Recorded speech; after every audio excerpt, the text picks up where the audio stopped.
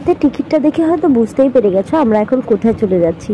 তো চলো let's go, আগে রেডি হয়ে নিই তারপরে যাওয়া যাবে।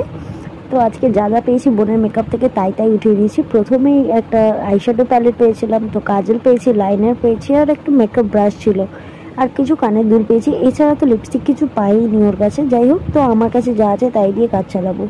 প্রথমেই আমি স্কিনটাকে ময়শ্চারাইজ করে নিয়েছি, দেন আমি ফক্সটেলের এই সানস্ক্রিনটা অ্যাপ্লাই করছি যেহেতু আমরা দিনের বেলা বেরোবো। তারপরে একটু কনসিলার লাগিয়েছি, ফাউন্ডেশন লাগিয়েছি, হালকা কাজল দিয়ে স্মোকি আইস করে নিয়েছি।